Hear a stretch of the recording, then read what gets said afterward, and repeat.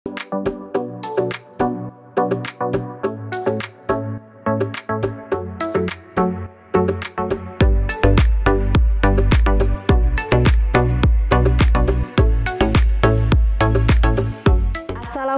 warahmatullahi wabarakatuh. Hai sahabat Syamrabu, jumpa lagi kali ini dengan saya Nuril Mufariha di program podcast kesayangan kita, Hai Syamrabu. Nah sahabat, episode Health Issue Syamrabu kali ini kita akan membahas sebuah topik kesehatan, isu kesehatan untuk menginformasikan kepada sahabat semua. Topik kali ini cukup viral, cukup sering diperbicarakan oleh orang-orang beberapa waktu terakhir dan bahkan sempat menjadi headline utama di berita-berita terutama tentang kesehatan. Ya, hari ini kita akan bicara seputar ginjal. Nah, apa dan kenapa kita akan bicara tentang ginjal nanti akan kita bahas dengan narasumber kita. Untuk itu sudah hadir di studio Hai Syamrabu narasumber kita. Beliau adalah seorang dokter spesialis penyakit dalam di RSUD Syamrabu Bangkalan. Kita sapa terlebih dahulu narasumber kita. Assalamualaikum Dr. Rosida. Waalaikumsalam warahmatullahi wabarakatuh. Selamat pagi. Hai sahabat Syamrabu. Iya, terima kasih dan selamat datang Dr. Rosida di studio Hai Syamrabu. Nah sahabat, sedikit saya informasikan tentang profil narasumber kita hari ini. Beliau adalah Dr. Rosida Fajaria, spesialis penyakit dalam, konsultan ginjal hipertensi. Seorang dokter kelahiran Bangkalan 7 Januari 1978. Telah menyelesaikan pendidikannya dari S1 pendidikan dokter di FK UNER pada tahun 2022. Beliau lalu melanjutkan di spesialis ilmu penyakit dalam dan telah lulus di tahun 2014 dengan mendapatkan gelar spesialis penyakit dalam. Terakhir, Dr. Rosida telah melanjutkan pendidikannya di subspesialis ilmu penyakit dalam dan telah lulus di tahun 2022 dari FK Universitas Airlangga dan mendapat tambahan gelar sebagai konsultan ginjal hipertensi. Beliau telah bergabung di RSUD Syamrabu Bangkalan sejak tahun 2004. Betul dokter ya? Nah Dr. Rosida sudah hampir 9 tahun bergabung dengan RSUD Syamrabu Bangkalan. 9 tahun lebih. Sudah 2004. Oh iya benar. Lebih ya dari 9 tahun sudah bergabung dengan RSUD Syamrabu Bangkalan. Pengalamannya sudah banyak. Saya dengar juga Dr. Rosida ini banyak pasiennya sahabat. Nah, dokter, ada yang menarik dari profil Dr. Rosida. Spesialis penyakit dalam, konsultan ginjal hipertensi. Ternyata dari literatur yang saya baca sahabat, untuk subspesialis ilmu penyakit dalam ini cukup banyak. Ada alergi imunologi, ada hematologi onkologi, ada gastro, ada geriatri. Saya kurang hafal ya dokter ya terkait secara rinci. Tapi yang menarik bagi saya dari sekian banyak nih rumpun subspesialis ilmu penyakit dalam, kenapa jatuhnya ke ginjal hipertensi dokter? Oke, terima kasih. Sebenarnya saya berawal dari pertama kali dulu sekolah ya, sekolah mengambil spesialis penyakit dalam. Kebetulan memang saya menyukai bidang tersebut ya. Kemudian setelah saya bergabung kembali di rumah sakit ini, saya juga ditugaskan untuk mengambil fellow dialisis dan merawat pasien-pasien dialisis, pasien-pasien cuci darah ya. Dan setelah itu memang butuh untuk pengembangan lagi. Jadi setelah saya mengambil fellow, akhirnya saya mengambil subspesialis ginjal hipertensi. Dan kebetulan memang kasus seperti ini di Bangkalan cukup banyak sekali. Ya, baik yang datang dengan kondisi baik ataupun kondisi yang memang sudah buruk. Bahkan setelah saya membuka unit dialisis, dari pertama kali buka dalam waktu beberapa hari udah mulai penuh dan cepat sekali, dan sangat banyak sekali kasus-kasus terutama yang di Bangkalan ini ya, seperti kasus batu juga cukup banyak, mungkin karena alam di sini ya banyak gunung kapur ya. Itu berpengaruh pada ginjal. Memang menarik ya, backgroundnya nih menarik. Selain memang ada ketertarikan secara khusus untuk mendalami ginjal dan hipertensi dan didukung oleh kasusnya nih yang memadai ya dokter di Bangkalan.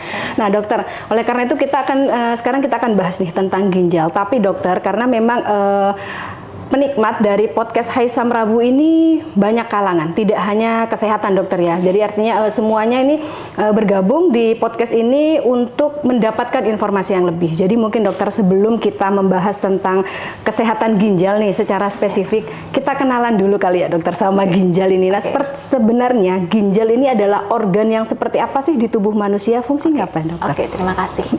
Sebenarnya ginjal kita ini, kita dianugerahi 2 ginjal ya. 2 ginjal kanan kiri, letaknya itu sekitar di punggung belakang ini ya. Ginjal kita tuh kecil sebenarnya, ukurannya sekapal tangan kita. Jadi kira-kira ukurannya 10-11 cm kali 5 cm gitu. Nah, beratnya juga sangat ringan, sekitar di 150 sampai 160 gram. Oke. Tapi fungsinya yang sangat penting, sangat vital, luar biasa. Apa sih fungsinya ginjal itu?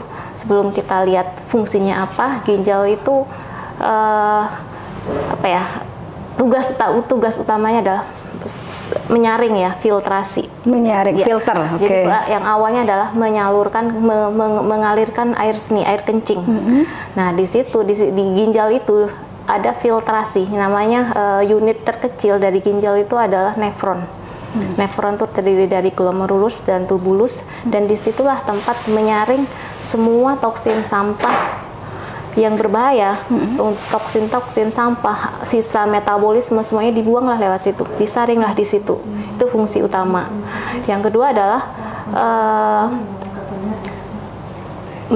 mengatur tekanan darah, karena ginjal itu mengeluarkan hormon, namanya hormon renin. Di situ bisa mengatur tekanan darah kita. Fungsi yang berikutnya adalah mengatur keseimbangan cairan asam basa dan elektrolit. Misalnya cairan kita kalau haus, ginjal ada pengontrolnya, ada di ginjal. Oh, kapan kita harus minum? Itu sebenarnya ada kontrolnya. Mengirim juga sinyal ketika haus gitu ya, dokter. Terus fungsi berikutnya, jadi kalau kita lihat ya, pasien-pasien cuci darah itu banyak yang kurang darah, banyak yang anemia. Ginjal tuh mempunyai hormon. Di situ ada beberapa hormon, salah satunya hormon eritropoietin. Di situ hormon itulah yang berfungsi mematangkan sel darah merah kita agar tidak anemia. Agar tidak terjadi anemia. Ada juga hormon yang lain, hormon untuk mengaktifkan vitamin D. Vitamin D itu penting untuk kesehatan tulang kita. Dokter. Suatu organ yang kecil, bahkan ringan, tapi fungsinya kompleks ya dokter. Dia menyaring, dia juga membuat kita tidak anemia, terus dia sebagai mengirim sinyal ketika kita butuh cairan atau kelebihan cairan. Nah dokter, ada kalanya namanya organ nih dokter ya, dengan segala macam gaya hidup ya seseorang. Lalu apa nih kira-kira yang bisa terjadi ketika ginjal ini tidak sedang dalam performa terbaiknya? Bahaya nggak dokter? Ya bahaya. Jadi fungsinya seperti yang saya bilang, filtrasi. Jadi kalau dia nggak bisa ngeluarin urin, urin kan memang hasil dari filtrasi ya, hasil dari sisa sampah-sampah yang harus dibuang. Kalau ginjal nggak bisa membuang seperti itu, akhirnya numpuk di dalam sampah-sampah, sisa metabolisme, toksin-toksin yang numpuk. Jadi sisa-sisa dari obat-obat yang kita makan pun numpuk di dalam, termasuk elektrolit itu keluarnya kan dari ginjal. Kalau itu menumpuk di dalam, akhirnya akan toksik kepada organ yang lain. Misal kalau kelebihan cairan, urin nggak bisa keluar toh, kelebihan cairan, nanti akhirnya apa? Akhirnya akan bengkak. Bengkaknya bukan di tubuh aja, tapi di ginjal, di paru juga bengkak. Jantung juga bebannya tambah berat. Termasuk juga toksin-toksin yang numpuk, akhirnya toksin-toksin yang utama, mungkin yang utama kita sebutnya ureum ya. Ureum yang numpuk di dalam ini, kalau untuk numpuk organ-organ yang lain tetap bisa toksik, misalnya ke otak ya. Jadi ada pasien-pasien yang gagal ginjal masuk kadang-kadang dengan kondisi kesadaran menurun, nggak sadar, atau pasiennya kejang-kejang, mungkin juga sudah mulai masuk ke sana. Jadi sudah ada mulai gangguan kesadaran akibat toksin-toksin. Toksin-toksin itu juga berpengaruh sama organ yang lain, termasuk kerjanya jantung, kerjanya paru, semua organ juga terpengaruh. Karena toksik yang tadi tidak bisa difilter oleh ginjal ini dokter. Dan yang utama itu ada satu yang utama yang keluarnya dari urin itu kalium. Kalium ini sebenarnya sangat kita butuhkan, tapi dalam porsi yang cukup. Ya, ya. Kalau kalium itu tidak bisa keluar dari ginjal, itu akhirnya terjadi kalium yang tinggi. Kita menyebabkan hiperkalemia. Nah, hiperkaleminya inilah yang sering menyebabkan kematian mendadak. Misalnya dia akan menyebabkan aritmia pada jantung. Jadi kadang-kadang pasien-pasien yang masuk dalam kondisi kejang, tiba-tiba meninggal, ya mungkin salah satunya karena itu. Oke, dokter, sebentar itu kita hanya yang filtrasi aja ya, belum fungsi yang lain. Benar, tadi fungsinya banyak sekali. Kita samakan persepsi tadi. Untuk yang difiltrasi ini cairan dokter ya, bukan darah ya, berbeda ya. Jadi seperti ini ya. Jadi ginjal itu terdiri dari nefron. Nefron itu adalah pembuluh darah kecil. Jadi di ginjal itu isinya adalah pembuluh darah. Jadi ginjal itu masuk pembuluh darah dari semua ya, darah dipompa dari jantung masuk ke dalam ginjal. Di ginjal itu isinya pembuluh darah aja. Yang terkecil kita sebutnya nefron. Nefron itu di tubuh kita, di satu ginjal kita kira-kira ada 1 juta. Itu sudah cukup menangani untuk semua. Di satu ginjal? Satu ginjal. Kita punya 2 ginjal. Satu ginjal kira-kira 1 nefron.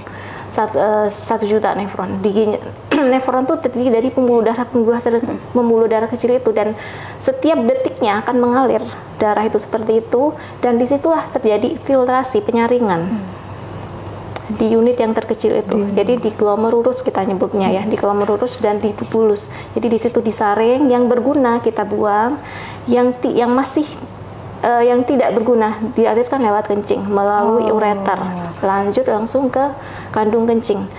Sisa-sisa yang masih di situ, kalau masih ada yang masih berguna, masih bisa direabsorpsi kembali. Jadi seperti itulah. Setiap detiknya ginjal kita nggak pernah berhenti bekerja 24 jam menyaring seperti itu. Itu fungsi filtrasi aja ya, belum fungsi-fungsi yang lain. Fungsi yang lain. Ini hanya bicara tentang fungsi filtrasi. Dia harus menyaring toksik ya, racun atau sampah. Sampah di sini maksudnya ini racun ya, sisa-sisa metabolisme yang mana kalau ginjalnya tidak berfungsi dengan baik, racunnya itu bahkan bisa didistribusikan ke seluruh tubuh, bisa berdampak untuk semua organ yang lain, paru, jantung dan lain sebagainya. Bicara nih kalau ini baru fungsi filtrasi ya dokter ya, belum yang lain. Kalau dilihat dari fungsi ini saja nih dampaknya nih cukup ya dok, cukup menjanjikan hal-hal yang buruk lah seperti itu. Bahkan tadi untuk yang hiperkalemi bisa menyebabkan aritmi dan kematian seperti itu. Lalu kalau kita tinjau dari dampaknya, artinya kan sebenarnya apakah kesehatan ginjal ini bisa bisa dicegah seperti itu? Kalau memang bisa, kira-kira nih dokter, kalau misalkan untuk orang awam minimal itu apa ya dokter ya? Apa sih yang bisa dilakukan gitu loh dokter untuk menjaga kesehatan ginjal ini? Oke, jadi sebelum kita bicara apa sih yang bisa dilakukan untuk mencegah penyakit ginjal sendiri bisa dicegah. Bisa dicegah ya teman-teman semua.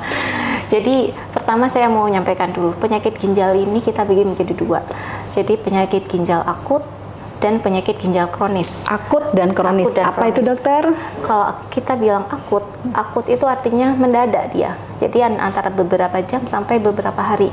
Kalau kita bilang kronis, itu di atas 3 bulan. Kalau kita sudah sudah didiagnosis penyakit ginjal kronis, itu artinya tidak bisa sembuh. Jadi ujung-ujungnya nanti ya hemodialisis ya. Kalau bisa kondisi akut itu masih bisa baik. Jadi itu perlu kita bedakan dari awal. Ya, jadi kadang-kadang orang bilang, saya setelah cuci darah, apakah saya cuci darah seterusnya? Belum tentu. Kalau dia kondisi akut, dia kan nggak akan cuci darah selamanya, kecuali kalau dia memang sudah diagnosis gagal ginjal sudah stadium 5. Ya, itu ada stadium juga di ginjal? Jadi penyakit ginjal itu memang kalau penyakit ginjal akut ya, seperti yang kemarin kejadian pada anak yang sempat rame itu. Nah, itu disebutnya gangguan ginjal akut. Kalau yang di anak itu kan memang unknown origin ya. Penyakit penyebabnya masih belum jelas ya. Belum bisa dipastikan kenapa. Nah, yang penyakit ginjal akut, akut ya, itu sebenarnya penyebabnya ada 3. Yang pertama itu kalau kita misalnya dehidrasi ya, jadi ada gangguan dari volumenya, kita dehidrasi Salah satunya seperti itu. Kalau yang kedua emang ada gangguan di ginjalnya sendiri. Misalnya ada radang di ginjal, ada toksik di ginjal. Salah satunya yang toksin yang nggak keluar tadi dong ya. Asalnya ada toksin yang ada di atau bahan-bahan toksik yang ada di obat. Ya bisa salah satunya langsung ke situ. Seperti yang kejadian kemarin. Atau ada obstruksi yang mendadak. Misalnya ada batu itu menyebabkan buntu. Jadi akhirnya terjadilah penyakit ginjal akut karena seperti itu. Kalau yang kronis itu penyebabnya banyak. Yang paling sering berdasarkan data ya, data-data di kita maupun di dunia. Kalau data di dunia itu menyebutkan yang terbanyak adalah penyebab karena diabetes. Diabetes menyebabkan ginjal. Ya. Oh, menarik ini dokter. Ya, kenapa bisa seperti itu? Nah, dulu saya cerita dulu diabetes. Oke.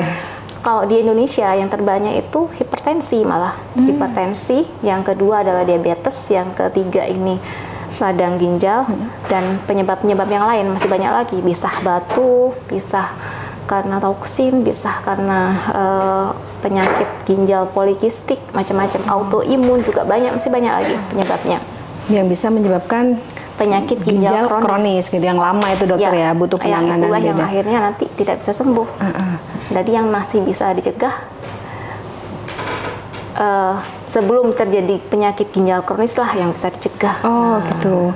Jadi artinya kita nih menjaga kesehatan ginjal untuk mencegah gangguan ginjal yang kronis. Dengan apa itu dokter?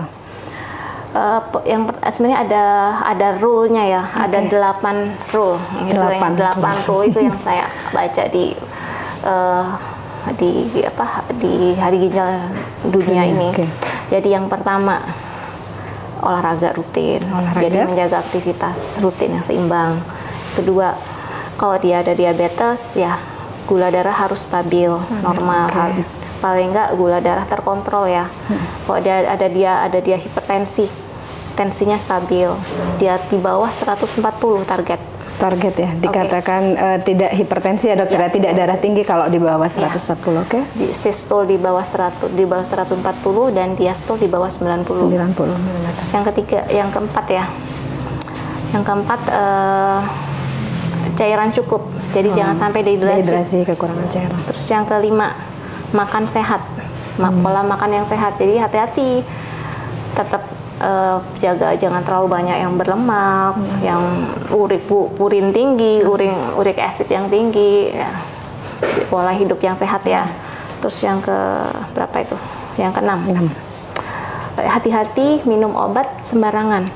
Jadi kadang-kadang kan orang sekarang tuh orang nyeri tinggal beli aja anti nyeri ya, karena kan juga banyak peredarannya dijual bebas dokter. Painkiller yang digunakan tidak sesuai dengan indikasi itu hati-hati, bisa menyebabkan radang ginjal, akhirnya menyebabkan penyakit ginjal kronis. Terus yang berapa lagi tadi? Yang ketujuh, stop merokok. Hati-hati ya buat para perokok, buat bapak-bapak. Ini pesannya untuk yang perokok pasif atau perokok aktif? Dua-duanya. Terus yang berikutnya adalah check up. Rutin check up, kontrol ya, terutama screening ya, terutama buat pasien-pasien yang beresiko penyakit ginjal kronis. Yang beresiko tuh yang tadi tuh dokter ya, yang 7-7-nya ini adalah terpapar, jadi dia pernah punya DM, punya hipertensi, yang suka mager mungkin dokter ya, kurang aktivitas olahraga, terus juga yang mungkin sering terpapar asap rokok, perokok aktif, perokok pasif, itu sebaiknya screening. Ya, screening. Screening. Dan satu lagi obesitas ya, obesitas itu juga ada resiko untuk ada potensi. Jadi silahkan mungkin para sahabat Asam Prabu silahkan timbang berat badan, ukur. Obesitas ini berarti dari BMI ya dokter ya, dari BMI nanti dikonsultasikan, karena memang namanya itu pencegahan itu artinya kan tidak harus menunggu ada gejala dokter ya, jadi boleh dong ya dokter kalau menemui dokter Rosida, dok kayak saya ini beresiko nggak sih dokter, gitu bisa ya dokter ya. Nah dokter, menarik nih, ada hal yang menarik tadi dokter bilang bahwa ternyata diabetes. Iya, diabetes dan hipertensi bisa memicu ginjal kronis, itu gimana ceritanya? Jadi diabetes dan hipertensi. Jadi diabetes itu dalam jangka waktu yang panjang dia akan merusak endotel pembuluh darah. Semua Jadi karena gula darah yang terlalu tinggi dan dalam jangka waktu yang panjang kan merusak endotel pembuluh darah. Sedangkan ginjal kita seperti yang saya bilang tadi terdiri dari nefron. Nefron itu kan isinya pembuluh darah yang menyaring di filter di situ. Nah, kalau sel endotelnya itu rusak, lapisan dinding pembuluh darah itu rusak, akhirnya terjadi kebocoran ginjal. Akhirnya protein-protein di situ bocor, pur-purnya itu rusak. Akhirnya filtrasinya, sistemnya sudah terganggu. Lama-lama filtrasi yang terganggu ini lama-lama kan ada kebocoran ginjal, toksin, jadi lama-lama akan meradang terjadi radang kronis. Akhirnya fungsi ginjal udah makin menurun. Makin lama dibiarin akhirnya terjadilah kebocoran tadi penyakit ginjal kronis ini. Artinya kan yang seharusnya dia bisa menyaring racun, tapi karena pembuluh darahnya itu rusak karena dia gula darah, akhirnya tuh tadi toksinnya itu tidak tersaring tapi justru terdistribusi secara tidak toksin tidak tersaring, dan di situ lama-lama dengan adanya kebocoran ginjal itu di situ makin lama makin terjadi fibrosis ya istilahnya ya. Ginjal itu fibrosis, jadi berubah fungsinya berubah menjadi jaringan ikat seperti itu. Jadi fungsinya udah benar-benar terganggu. Lama-lama kan ginjal tuh makin mengkeret. Jadi fungsinya juga makin gak ada, termasuk fungsi-fungsi yang lainnya, yang hormon-hormon juga hilang semua karena di situ pusatnya salah satunya. Itu untuk yang sama juga dengan halnya hipertensi, tekanan darah tinggi. Hipertensi yang jangka waktu yang lama tinggi dan lama minum obat nggak teratur. Nah, dia lama-lama pembuluh darah. Hipertensi itu kan artinya tensi sistol. Sistol itu artinya waktu jantung itu memompa darah ke seluruh tubuh. Sistol ya. Nah, kalau itu terlalu lama-lama terlalu tinggi, jantung juga mompanya terlalu tinggi, pembuluh darah itu kan juga lama-lama menjadi rusak. Sklerosis juga sama, endotelnya juga rusak. Jadi memang diabetes dan hipertensi ini pengaruhnya ke pembuluh darah, di mana itu adalah komponen terbesar ya di ginjal pembuluh darah kita. Ginjal kita banyak pembuluh darah. Sementara pembuluh darah nefron itu. Pada dasarnya itu. Buat bapak-bapak yang perokok kan menyerangnya pembuluh darah juga yang diserang. Jadi sama dokternya. Disfungsi endotel. Jadi endotel pembuluh darahnya rusak. Jadilah seperti ginjal ini dokter ya. Tapi gini dokter, pada orang-orang ini kan kadang muncul nih ya gejala sakit ginjal ini kan nggak sama dokter ya. Apakah itu bergantung pada ketahanan tubuh tiap orang atau gimana dokter? Artinya ada yang saya tuh sering membaca bahwa sekarang sudah mulai banyak remaja dan anak-anak sudah terdiagnosa ginjal. Ada yang sudah berumur baru terdiagnosa ginjal. Itu tergantung pada apa dokter ya? Kerusakannya atau ketahanan tubuhnya atau gimana? Jadi usia yang terbanyak menderita penyakit ginjal itu usia lanjut ya. Usia lanjut tuh lumayan banyak, dan usia produktif. Anak-anak juga sekarang juga sudah mulai muncul anak-anak ya. Mirisnya. Kalau untuk penyebab dewasa dan anak ini ada sedikit berbeda ya. Kalau yang dewasa seperti yang sebutkan saya tadi, diabetes dan hipertensi, jadi lebih banyak ke pola gaya hidup ya. Lebih banyak ke gaya hidup. Kalau anak-anak itu lebih ke struktural dari ginjal sendiri dan radang ginjal. Itu mungkin agak-agak sedikit berbeda. Namun dulu anak-anak mungkin seperti itu, namun anak-anak sekarang sukanya manis-manis. Dikit-dikit chat time datang. Nggak boleh sebut merek ya. nanti di ya.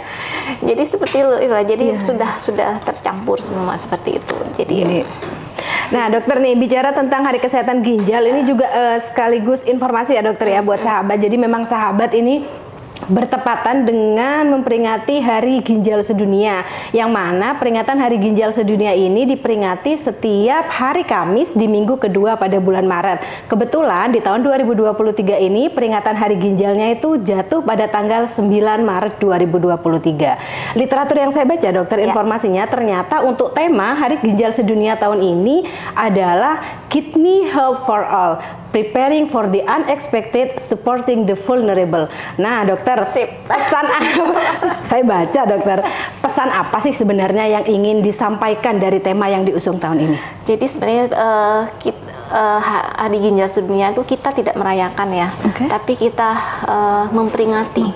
Karena begitu pentingnya kesehatan ginjal, dan kita peringati setiap tahun dengan tema yang berbeda. temanya ini tergantung pada peristiwa-peristiwa yang terjadi saat-saat itu. Nah, kenapa kita ini temanya nih yang menentukan dari apa ya? Dari dunia, dari ikatan nefrologi dunia, dokter ya. Termasuk di Indonesia diterapkan. Ya. Jadi seperti itu. Kenapa memilih tema ini? Kemarin seperti kita kejadian-kejadian seperti yang terjadi, yang hal-hal yang tidak terduga. Kemarin tuh ada pandemi COVID, ya itu semacam itu kan juga termasuk hal-hal yang bencana yang tidak terduga, ya. Unexpected-nya itu, dokter ya. Oke. Ada juga bencana-bencana alam seperti bencana banjir. Seperti yang kasus kita yang banjir nih, teman kami yang di Tulungagung ya waktu itu ya. Jadi unit dialisisnya tuh banjir. Memang banjir waktu itu. Jadi ya, seperti itu. Kadang-kadang ada gempa. Nah, itu kalau kondisi buat pasien-pasien yang rentan, seperti pasien cuci darah, pasien gagal ginjal ini kan posisi yang rentan ya. Dia nggak boleh telat cuci darahnya. Kalau telat dia akan timbul komplikasi macam-macam. Nah, posisi yang rentan. Jadi ya, paling nggak kita lebih aware, kita lebih waspada. Apabila terjadi seperti itu, kita sudah siap. Siap dari diri kita sendiri, dari saya sebagai petugas medis ya. Siap dari yang pembuat kebijakan, mungkin dari pemerintah, atau siap dari sistem kesehatan itu sendiri, baik di daerah ataupun di nasional ya. Di daerah ya kita sendiri ini yang menyiapkan dari rumah sakit ataupun dari puskesmas ya. Dan siap dari segi pasien, kita juga harus menyiapkan pasien itu. Apabila terjadi kondisi seperti itu, misalnya COVID ya, HD-nya kita kan nggak boleh libur HD-nya. Jadi jangan sampai. Jadi ada beberapa pasien yang karena COVID takut ke rumah sakit, jadi nggak mau HD. Cuci darah. Sampai terjadi seperti itu. Nah, itu kita menyiapkan seperti itu. Jadi kita lebih aware lagi, kita lebih siap lagi. Seperti kasus yang kemarin ini ya, kita sangat berduka sebenarnya dengan kondisi pandemi COVID.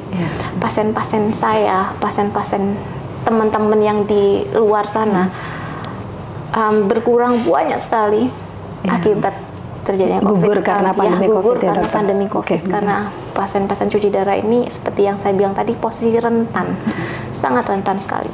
Jadi memang untuk peringatan Hari Ginjal Sedunia tahun ini nih kita belajar dari pengalaman kemarin, kita membaca situasi dan kita mempersiapkan ke depannya lebih baik. Karena memang tadi Dokter Rosida sudah menyinggung ya terkait dampaknya lah dari kerusakan ginjal itu yang cukup memprihatinkan seperti itu. Tapi dokter, ini saya tiba-tiba teringat dokter, beberapa waktu lalu ini sempat fenomenal dokter tentang maraknya kasus gagal ginjal akut pada anak karena beberapa produk sirup. Nah, ini bagaimana Dokter Rosida ini sebagai pakarnya konsultan ginjal hipertensi menyikapi fenomena ini, dokter? Sebenarnya penyebab pastinya memang belum diketahui ya. Jadi kemarin itu awalnya itu diduga karena ada beberapa kejadian di daerah-daerah di Jakarta ataupun di lain tempat ya. Jadi ada gagal ginjal akut pada anak, dan setelah dicek semuanya ternyata anak-anak itu banyak yang dia mantan penderita COVID. Jadi setelah dicek juga faktor inflamasinya juga meningkat, mendukung. Nah, namun setelah dilihat-lihat lagi ternyata juga ada juga anak-anak yang dia tidak pernah menderita COVID, tapi dia sakit juga. Nah, jadi sempat waktu itu yang menderita COVID itu namanya MIC ya. Jadi inflamasi pada COVID pada anak. Nah, yang sedangkan pada beberapa orang ternyata dia tidak menderita COVID. Setelah dilihat lagi dia yang digunakan apa, riwayat sebelumnya penggunaan makan minum obat apa. Setelah dilihat akhirnya ada campuran, sebenarnya itu bukan obatnya, tapi kayak larutnya aja, campuran aja. Yang di situ kadarnya relatif agak tinggi, berlebih dokter ya dari yang dibutuhkan. Dan diduga itu sebagai penyebab, walaupun penyebab pastinya sekarang masih masih unknown origin. Jadi masih belum diketahui. Jadi memang berarti kemarin ini munculnya yang viral itu karena justru bermula dari tingginya angka kejadian sakit pada anak, lalu dicarilah lalu dicarilah beberapa faktor penyebab dan ada beberapa list ya dokter ya, daftar yang dicurigai bahwa itu mempengaruhi. Karena memang ini sempat dokter ya, sempat membuat khawatir dari beberapa ibu karena bagaimana bisa notabene itu sirup yang notabene itu adalah obat menyembuhkan, tapi justru dampaknya itu besar. Dan jangan khawatir Mams, karena ini memang belum dirilis bahwa itu adalah penyebab pasti ya dokter ya dari gagal ginjal akut ini. Nah ini masih sedang dalam proses diteliti dokter ya untuk penyebabnya. Dan pemerintah kan juga sudah antisipasi daftar obat-obat tersebut yang dicurigai. Kan awalnya di stop semua sirup semua tidak boleh dipakai. Tapi setelah itu pemerintah bertindak cepat ya. Jadi melihat lagi ini yang boleh dilepas yang mana, akhirnya hampir semuanya mungkin boleh lagi. Cuman ada beberapa item aja yang peredarannya tetap dekat. Artinya itu adalah respon ya dokter ya dari pemerintah ketika masyarakat sudah mulai risau, pemerintah langsung bergerak dengan stop sementara, lalu dilakukan penelitian lebih lanjut, ternyata aman, dikeluarkan lagi sampai akhirnya sekarang ternyata bukan itulah dokter ya penyebab utamanya itu seperti itu dokter. Jadi mungkin agar kita tuh lebih aware ya, hati-hati untuk jangan berobat sendiri, periksalah. Iya betul. Jadi memang dokter. Pesan ya hikmahnya itu terkandung di situ. Jadi artinya untuk para orang tua berhati-hatilah dalam penggunaan obat yang tidak sesuai kebutuhan. Artinya butuh dikonsultasikan kepada ahlinya, kepada dokter. Nah dokter, tadi sudah dibicarakan tentang kerusakan ginjal manusia nih ada 2 kan dokter ya. Kalau misalkan rusak 1 masih aman dokter? Masih seperti yang saya bilang. Kita dianugerahi oleh 2 ginjal. Dan kalau ginjal kita ada masalah, hidup dengan 1 ginjal aja kita masih bisa, karena di situ ada 1 juta nefron. Hidup dengan 1 juta nefron sebenarnya sudah cukup dan tidak mengurangi fungsinya dokter ya, tidak ya, karena keduanya bisa hidup baik, sehat hanya dengan 1 ginjal. Tapi dokter nih, kalau misalkan nih pada orang-orang dia sudah menjaga pola hidup sehat, tapi kan karena faktor penyebab ginjal ini tadi kan banyak juga dokter ya. Misalkan nih pada orang yang ternyata dia sudah terpapar sakit ginjal nih, apa yang harus dilakukan dokter? Yang sudah terpapar? Iya, apa penyembuhannya? Jadi tergantung stadiumnya stadium berapa, tergantung penyakit ginjal yang mana. Jadi penyakit ginjal kronis ya kita nyebutkan penyakit ginjal kronis itu ada 5 stadium, 5 tahap. Stadium 1, 2, 3, 4, 5. Stadium 5 ini yang stadium untuk cuci darah. Paling tinggi, stadium tertinggi. Kalau saya di sini sebenarnya tidak suka menyebutnya cuci darah. Kalau cuci itu berarti kan dicuci. Iya, ini persepsi saya. Masalahnya ini kita tidak mencuci darah orang. Ini juga bisa diinformasikan cuci darah itu seperti apa dokter? Tapi menfiltrasi, jadi menyaring. Jadi kalau saya lebih senang menyebut seperti istilahnya hemodialisis. Jadi memang menyaring, dialisis menyaring. Darahnya dikeluarkan, darahnya dialirkan, nanti aja ya. Lanjut sini. Jadi kalau sudah tergantung stadium mana. Kalau stadium 1, stadium 2, stadium 3 itu biasanya kan tanpa gejala. Jadi kenapa orang-orang banyak tidak aware? Karena tanpa gejala. Begitu datang sudah parah. Kita obati faktor penyebabnya apa? Kalau misalnya dia ada diabetes, ya diobati diabetesnya. Ada hipertensi, diobati hipertensinya. Yang penting pola hidup sehat dan tetap rutin minum obat sesuai dengan anjuran dokter. Obat berarti dokter ya, untuk di stadium 1, 2, 3 sesuai dengan anjuran dokter. Tergantung dia komorbidnya apa. Kalau dia hipertensi ya obatnya hipertensi. Jadi sebenarnya penyakit ginjal kronis kalau sudah terdiagnosis itu kita tidak bisa mengobati penyakit ginjalnya jadi sembuh, tapi memperlambat progresivitas. Jadi memperlambat progresivitas beratnya penyakit ginjal. Jadi biar jalannya tuh nggak terlalu cepat menjadi stadium 5. Dengan cara mengobati faktor penyebabnya, menyesuaikan. Kalau sudah stadium 3, 4, 5 yang kita obati fokusnya beda, biasanya komplikasi udah terjadi. Artinya dampak yang disebabkan setelah ginjal kita rusak, itu apa biasanya yang dilakukan dokter? Tergantung komplikasi yang ada. Kalau misalnya dia ada ODM bengkak ya, kita obati bengkaknya. Jadi misalnya ada gangguan anemia ya, kita obati anemia. Jadi tergantung kondisi pasien. Kondisi apa dampak yang ditimbulkan tadi dokter ya. Oke, jadi memang ginjal ini kompleks ya dokter ya. Penyebabnya itu banyak dan dampaknya itu juga banyak, bisa ke organ-organ yang lain. Itulah kenapa penyuaraan tentang menjaga kesehatan ginjal ini penting ya dokter ya untuk disampaikan. Tapi dokter bicara tentang cuci darah, unit dialisis ya dokter, hemodialisis di Samrabu ada? Oh ya. Alhamdulillah unit Samrabu ini sudah berjalan lebih dari 5 tahun.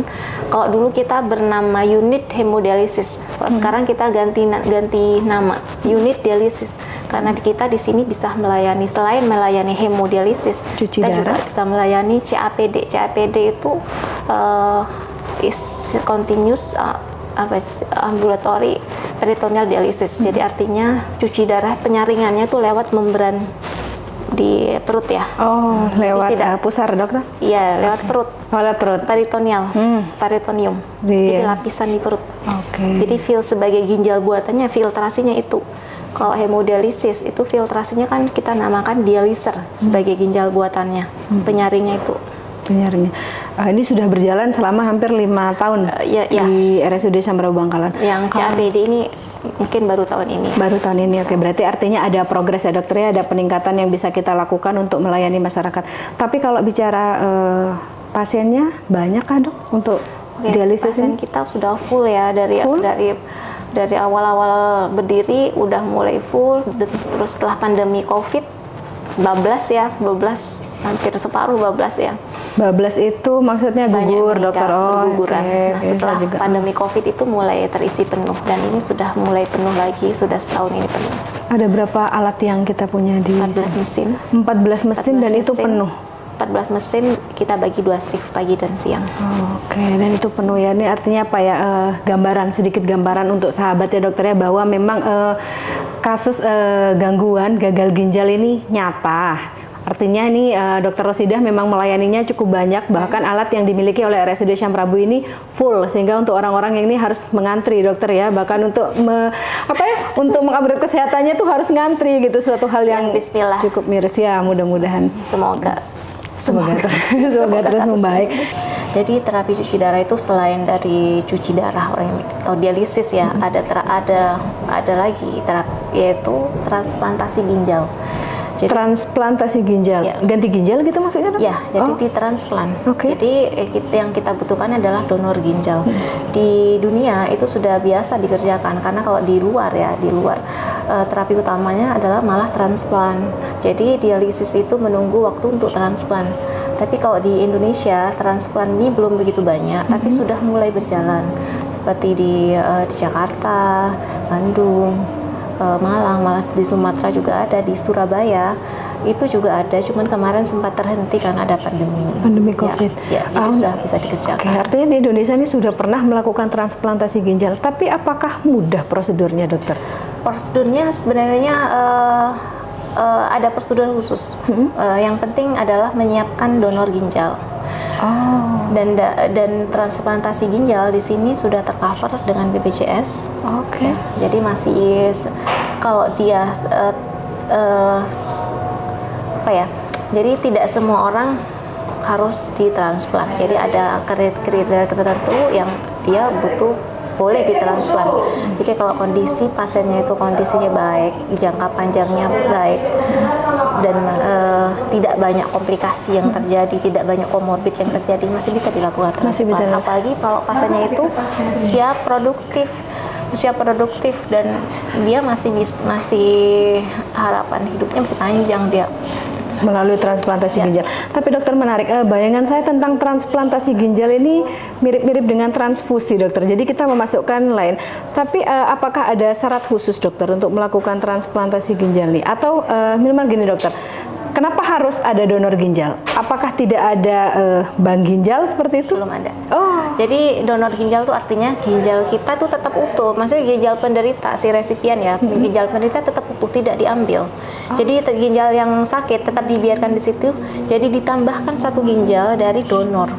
Donor itu kalau di kita tidak ada jual beli donor ya. Tidak ada jual beli donor. Nah ini jadi tidak ada. Harus disampaikan ini dokter. Jangan-jangan nanti terus bisa transplantasi, saya mau jual. Tidak boleh ya sahabat ya. Jadi donor itu biasanya ginjalnya diambil dari keluarga terdekat, yang sering itu dari saudara, dari ibu ke anak. Jadi seperti itu. Jadi dan ada kriterianya, tidak semua orang boleh donor ginjal. Yang donor ginjal harus kondisi sehat dan ginjal kanan kiri harus kondisinya baik. Jangan sampai setelah ginjalnya diambil satu untuk donor, malah pendonornya yang bermasalah. Dan jangan ragu, yang si pendonor ini kalau dia ginjalnya sehat, dia masih bisa hidup sehat dengan hanya satu ginjal. Dengan hanya satu ginjal. Artinya jadi kemudian ginjal itu ditanamkan ya di bawah, agak ke bawah sedikit gitu. Jadi ginjal tambahan, dokter ya? Ginjal tambahan. Jadi bukan ginjalnya si sakit diambil, enggak. Dibuang terus diganti baru. Oke, ini informasi yang baru dan menarik ya, artinya. Jadi memang prosedur memang ada prosedur khusus, jadi ada prosedur yang harus dijalani. Terlebih dahulu ada pemeriksaan khusus, karena harus sesuai ginjal antara ginjal donor dan ginjal si sakit ini, si resipien ini. Oke, artinya memang transplantasi ginjal ini masih memungkinkan untuk dilakukan dengan prosedur dan syarat yang harus dipenuhi, dan informasinya ternyata ini ditanggung ya dokter ya oleh BPJS untuk transplantasi ginjalnya. Jadi mungkin perlu menyiapkan biaya lain ya dokter ya? Lainnya, karena memang ada beberapa yang harus dijalani. Iya, prosedur tadi itu ya dokter ya. Oke. Ya, dan harus ada ginjal pendonor. Iya, nah, itu yang agak syarat susah. utamanya karena tidak ada jual beli ya.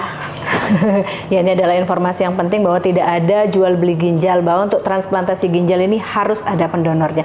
Tapi dokter, sedikit saya ini tiba-tiba teringat tentang pola hidup nih dokter. Nah sebenarnya nih mungkin informasi juga ya dokter ya buat sahabat. Ada nggak sih dok sebenarnya makanan nih yang disarankan atau bahkan dianjurkan atau dilarang, tidak disarankan untuk penderita donor? Biasanya kalau masyarakat tuh gitu dokter. Penderita ginjal, iya. Kalau dia sudah menderita penyakit ginjal, tergantung stadiumnya di mana. Kalau masih stadium awal, masih fungsi filtrasinya masih relatif masih baik, masih ada sisa fungsi ginjal yang masih baik, mungkin tidak terlalu banyak pantangan ya. Yang penting dia hidup sehat, makanan yang seimbang, seperti yang jadi karbohidrat terpenuhi, seperti karbohidrat, lemak, protein cukup. Tapi kalau dia sudah stadium naik, sudah stadium 4, stadium 5, dia proteinnya sudah harus dibatasi. Protein? Ya, karena justru protein informasi ini sahabat, kalau dia dipecah, dia sampahnya kita sebut ureum. Ureum itulah salah satu uremic toxin yang numpuk di dalam yang berbahaya. Yang berbahaya. Selain itu, selain dari protein yang harus dibatasi, pada penyakit ginjal yang sudah stadium lanjut ya, harus dibatasi juga makanan-makanan yang tinggi fosfor dan tinggi kalium. Karena kalium dan fosfor ini juga dibuangnya lewat ginjal. Makanan tinggi kalium itu salah satunya adalah dari buah dan sayur. Jadi ada beberapa buah tertentu yang kaliumnya tinggi. Jadi artinya bukan tidak boleh. Gagal ginjal nggak boleh makan buah, boleh, tapi buah yang mana dan buah porsinya juga dibatasi ya, dan ada aturannya cara makan buahnya gimana. Nah itulah pentingnya berkonsultasi ya dokter ya, dan memeriksakan kesehatan pada selain dokter. Selain kalium tadi ya, makanan yang tinggi fosfor juga harus dikurangi. Tinggi fosfor itu selain tinggi fosfor dan tinggi natrium, tinggi asin ya. Nah, itu harus dibatasi. Garam harus dibatasi karena dia akan membuat kita bengkak. Garam sama fosfor itu makanan berdua itu banyak didapatkan pada makanan yang fast food sekarang. Junk food ya, makanan cepat saji ini banyak. Kayak sosis, kayak seperti itu. Ya, makanan olahan ya dokter ya biasanya. Biasanya di situ tinggi natrium dan tinggi fosfor. Dan memang itu lebih enak biasanya dokter. Ya kita boleh lah makan, tapi tetap makan jangan sepuasnya, makan bersama. Jadi tetap boleh makan, yang penting tetap dibatasi. Kita ingat kalau kita nggak boleh terlalu banyak. Wah ini luar biasa. Ini informasi yang mahal tapi murah dokter. Jadi informasinya ini sebenarnya harusnya itu yang dapatnya itu kalau konsultasi ke spesialis penyakit dalam, tapi di sini dokter Rosidah bagi-bagi informasi buat sahabat semua. Dokter Rosidah mungkin ada pesan untuk sahabat Syam Rabu terkait kesehatan ginjal atau pesan apapun, monggo dari seorang dokter spesialis penyakit dalam, konsultan ginjal hipertensi. Terima kasih. Penyakit ginjal kronis ini bisa dicegah. Itu camkan dulu Pak. Memang harus diingat, bisa dicegah. Dicegah dengan apa? Seperti yang saya sebutkan tadi, ada 8 rule yang utama ya untuk pencegahan itu. Dan kalau misalnya sahabat asam Prabu terdiagnosis penyakit ginjal kronis, jangan menyerah, tetap semangat. Karena penyakit ginjal kronis ini, walaupun dia sudah masuk ke stadium untuk cuci darah, untuk hemodialisis ya, masih bisa kita upayakan, walaupun memang harus disiplin ya, harus diupayakan untuk tetap bisa hidup berkualitas. Gitu dokter ya. Oke, nah sahabat, dan lupa kenali tanda-tanda awal dari sakit ginjal ini dan screening rutin untuk pencegahan ya untuk sahabat ya. Nah sahabat, ini info yang sangat menarik. Kurang rasanya dokter berdiskusi tentang kesehatan ini, tapi mohon maaf dokter karena waktu juga yang harus menyudahi acara ini.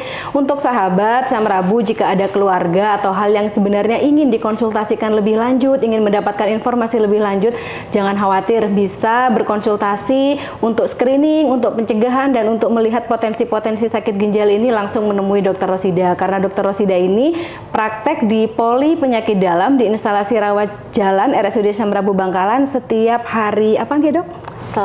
Selasa dan Kamis pagi ya dokter ya. Mungkin ada sahabat yang ingin berkonsultasi lebih tentang kesehatan ginjal, silakan menemui pakarnya. Karena RSUD Asam Prabu punya pakarnya, konsultan ginjal dan hipertensi.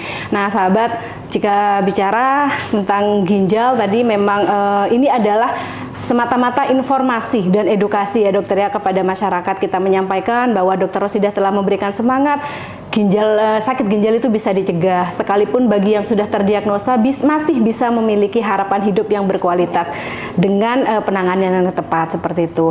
Nah sahabat, saya juga mengucapkan terima kasih untuk Dokter Rosida, narasumber kita pada hari ini, narasumber yang luar biasa, yang benar-benar berkompeten dalam bidangnya, pas dengan topik yang kita bicarakan hari ini. Di tengah kesibukannya meluangkan waktu untuk berbagi informasi dan edukasi pada sahabat semua. Saya juga mengucapkan terima kasih untuk sahabat Asam Prabu atas atensinya terhadap program kesayangan kita.